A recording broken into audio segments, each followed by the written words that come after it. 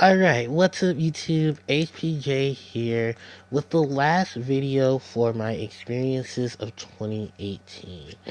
And I think it's only sufficient to end off on the one thing that, of course, makes this channel what it is, and that is Yu-Gi-Oh! And it's not been the best of years for me when it comes to Yu-Gi-Oh! It's been a very stressful one, I'm not even gonna lie.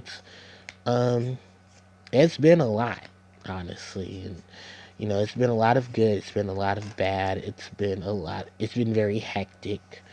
Um, it's been a lot of downs, not too many ups. Um, when I do take into fruition of next year, what do I expect from it? Not much.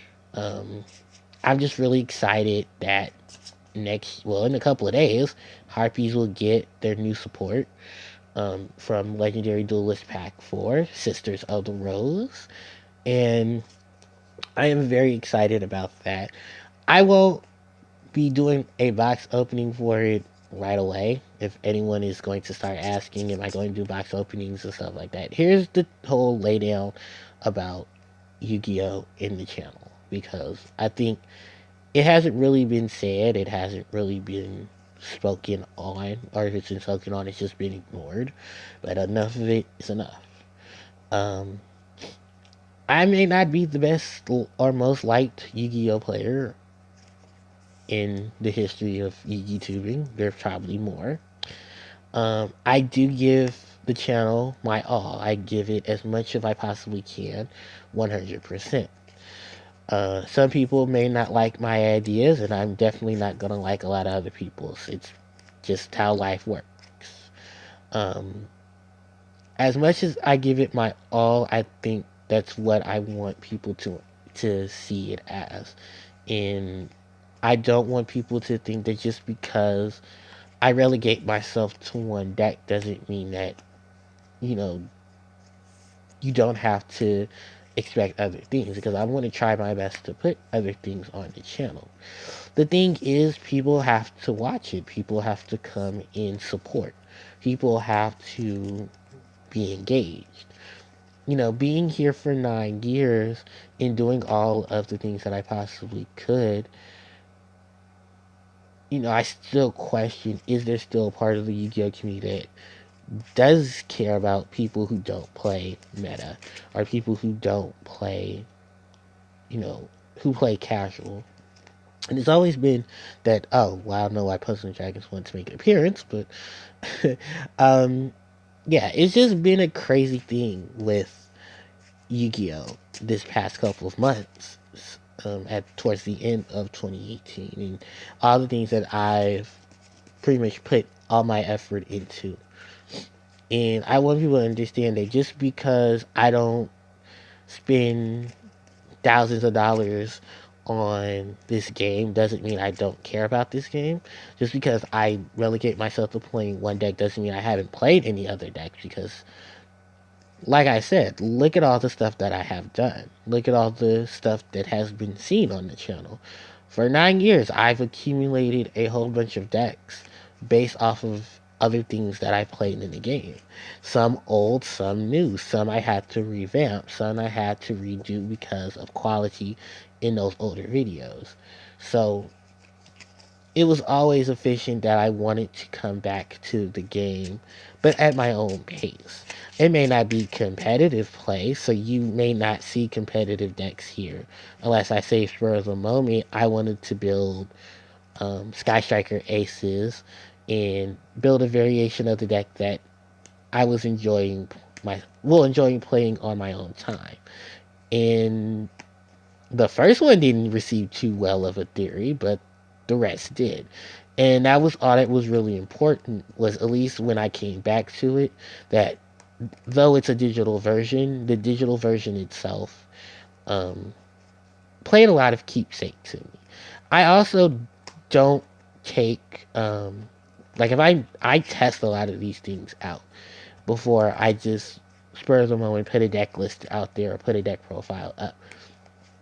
And sometimes people have to understand not everyone's going to run the same thing another player is going to run. Some people have different decks that they play. Just because there are decks in the metagame doesn't mean everybody's deck works the same way. It works the same fruition. I constantly say that. And people still constantly don't get that that's the whole purpose of why this game has its own bittersweet moments. Is Yeah, there are people who try to be different from each other, but then you have these people who want to egg on their ideal way of playing the deck, and sometimes it just doesn't work for everyone. And when it came to the channel itself, I still have my own wits about me. It's not as close minded as people want to claim it is. It's not as close minded as people think it is. Because when it comes to strategy, when it comes to ideal setups, I have to think about a lot of those things. Just because cards come out doesn't mean they work for everybody.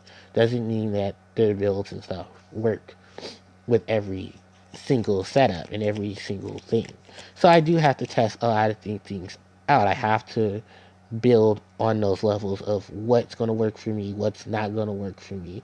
And I've been doing it for years and years. And I mean, you can even tell when I do these Harpie deck profiles, I make sure to tell people, it may not work for you what works for me. If you have your own combination of cards, then go straight for it.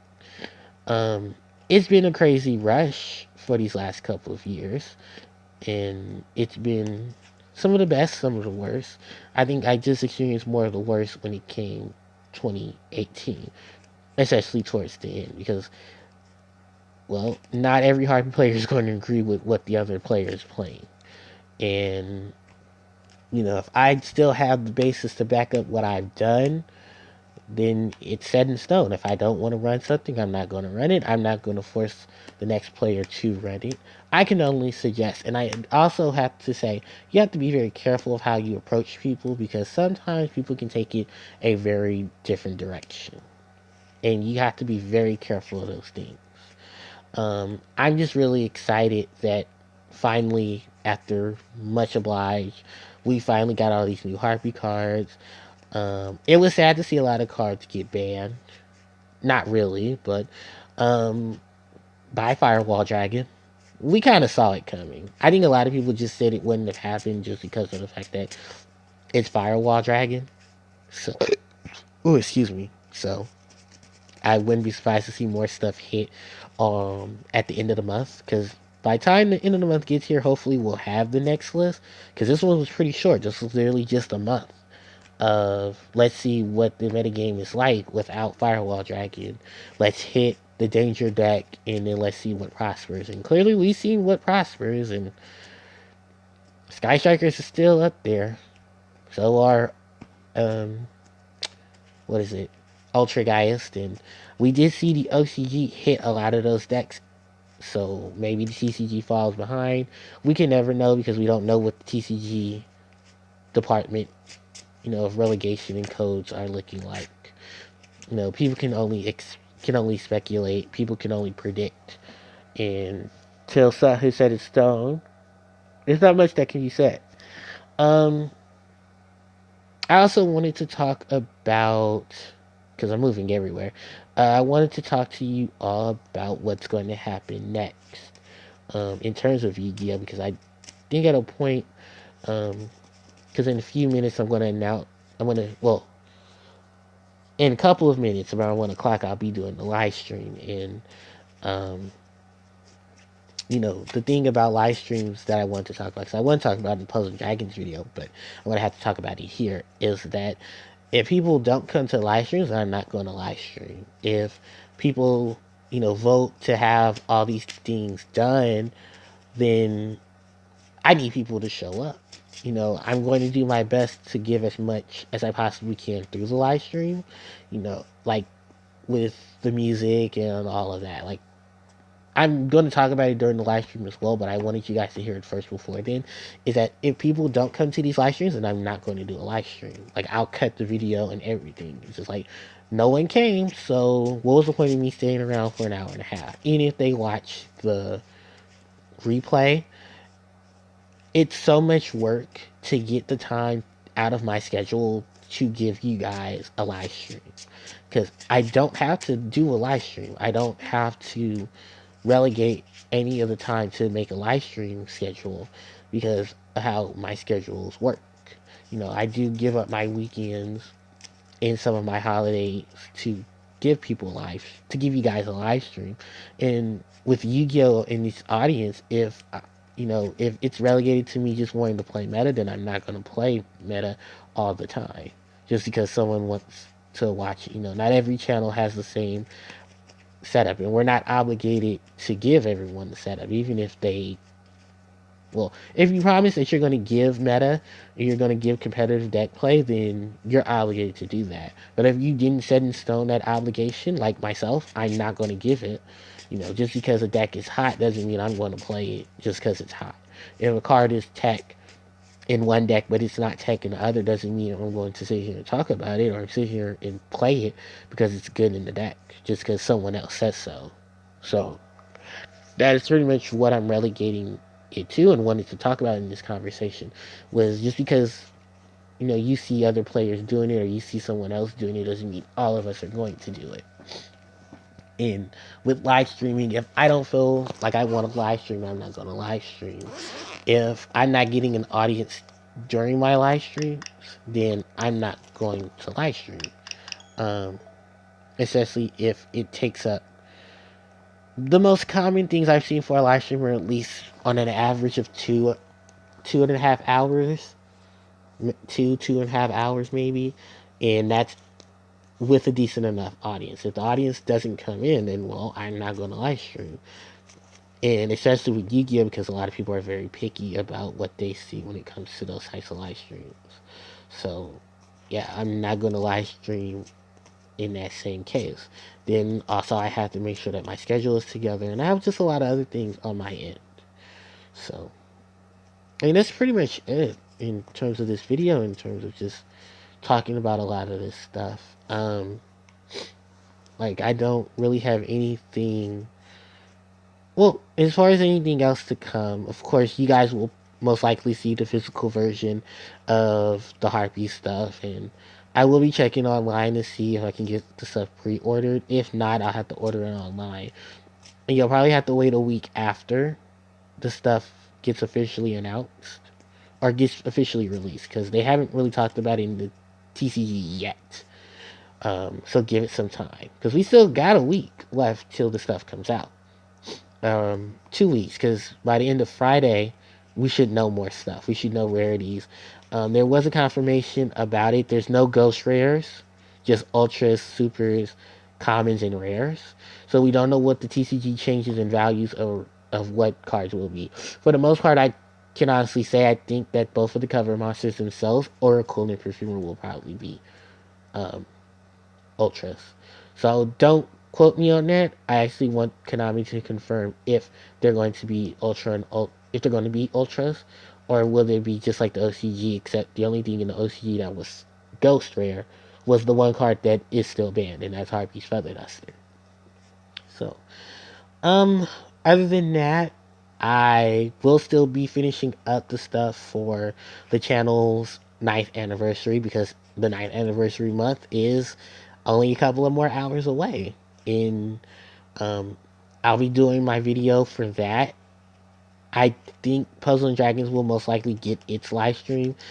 I don't know about Yu-Gi-Oh, because, like I said, the audience for it doesn't support it. Then I'm not going to put any effort into it. So if you guys want Yu-Gi-Oh stuff, you have to be there. You have to support that whole thing.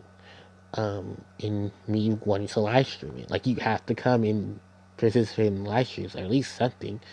Otherwise, I'm not going to do it. And I mean, that's also the same case for the Puzzle and Dragons players. If you guys want to see me do Puzzle and Dragons stuff, then you guys have to come to these things. You have to come to these live streams, and just I need to feel like I'm getting a lot out of it if I am going to do a lot of it. So yeah, that's pretty much it. So I'm pretty much done with the Yu-Gi-Oh retrospective at this point. I hope 2019 goes well, and I can't wait to see what it has in store for us. Um, if I do decide to come back, or when I decide to come back, I'll let you guys know in a update video and stuff like that. So, thanks everybody for watching, and HPJ signing out. Take care.